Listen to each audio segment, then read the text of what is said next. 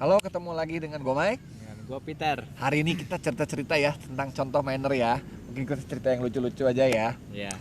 Kita cerita tentang di jalan raya aja deh. Di jalan raya itu kita banyak kejadian tentang manner yang bikin kita panas kepala sih sebenarnya ya. Kita mulai dari angkot. Angkot itu kan cari makan ya di jalan. Makanya nyetirnya kayak gitu. Waduh. Kalau lagi penuh dengan penumpang, klakson. Minta dikasih jalan duluan, tapi begitu kosong angkotnya dia berhenti dimanapun juga semau dia.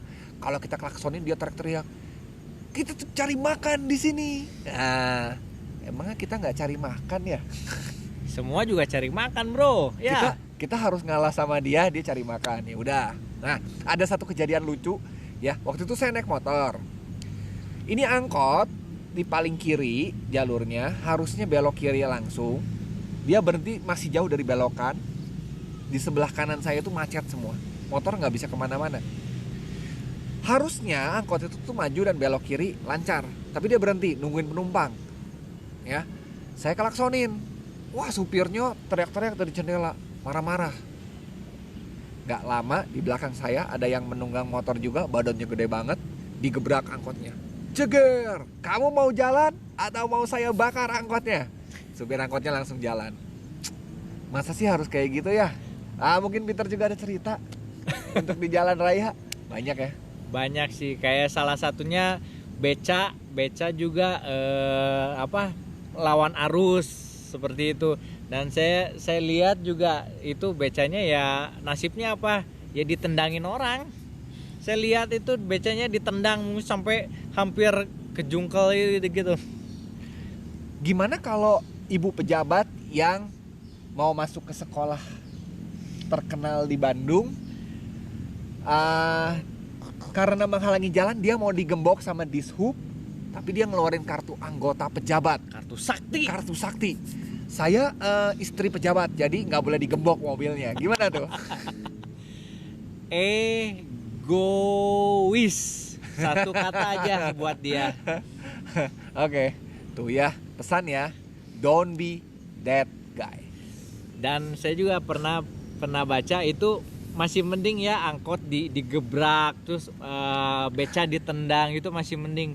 Dan saya pernah baca kalau ada orang yang rada-rada juga itu pernah kejadian supirnya ditembak bro tangannya. Mungkin kebetulan kayaknya dia polisi yang nggak sukanya tuh polisi diklaksonin nggak mau denger.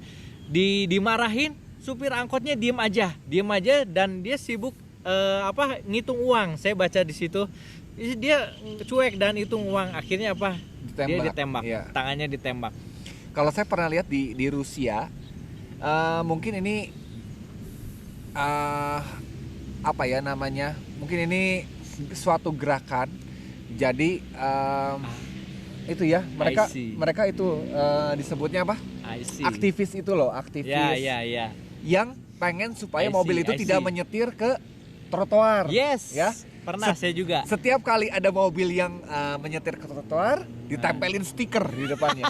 Pertama dikasih peringatan, kamu mau mundur, balik ke jalan raya, atau kami tempelin stiker dan kamu tetap harus mundur. Iya. Nah, kebanyakan orang itu entah kenapa lebih memilih untuk berdebat. Iya, marah-marah. Astaga. Dan mereka merasa spesial banget dirinya boleh menggunakan trotoar itu untuk mobil. Udah salah, marah-marah. Ya, makanya lahirlah gerakan-gerakan NGO seperti itu ya. Jadi seperti apa disebutnya kalau NGO tuh non-profit organization. Ya itulah. LSM lah kalau di sini LSM. Ya. Nah, mereka tuh lahir karena melawan dari kebobrokan sistem di masyarakat ya. So, buat generasi-generasi mendatang nih, jangan jadi perusak ya. Jadilah generasi yang membangun, konstruktif. Memalukan sekali kalau misalnya kita menganggap diri kita paling penting tapi kita tidak bisa berguna buat orang lain ya. Mungkin ada contoh lagi Fit yang ekstrim lagi ya. Nah, saya mau nanggepin dulu. Udah mulai ya di Bandung juga wali kota kita Pak Ridwan Kamil, saya baca di koran juga menempelkan stiker di kaca mobil. Stikernya lumayan gede ya, itu sudah mulai. salut dengan Pak Ridwan Kamil. Yang Terus, satunya lagi yang di Jogja itu si pesepeda siapa namanya? Itu saya juga mau ngomong itu, Bro. Wah, itu saya salut banget. Itu dia. Dia berani melawan konvoi motor besar. Motor gede. Motor besar itu alasannya mau konvoi, mau upacara bareng di manalah, gitu ya.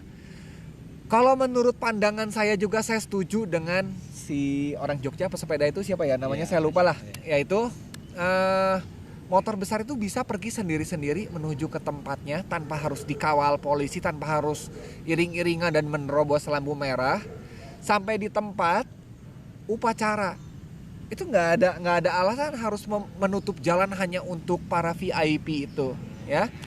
Kalau saya sendiri sih ya, dan beberapa teman saya mungkin Peter juga termasuk, kalau di jalan itu ada pejabat minta lewat, ya kadang saya kasih kadang enggak.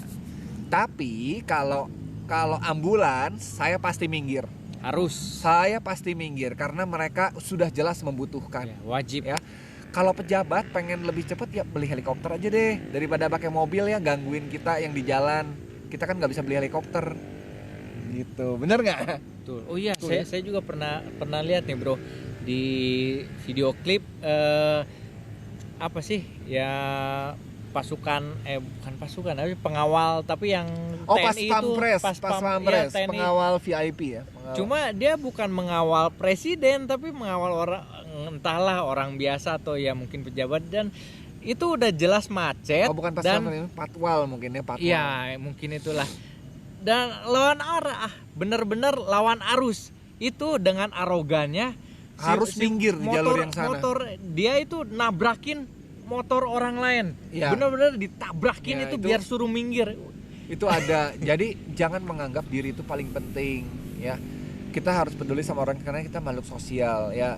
Kalau nggak ya dibully di internet ya, seperti sekarang ini. Kita lihat bahwa banyaklah video yang akhirnya mereka mempermalukan diri sendiri. Betul.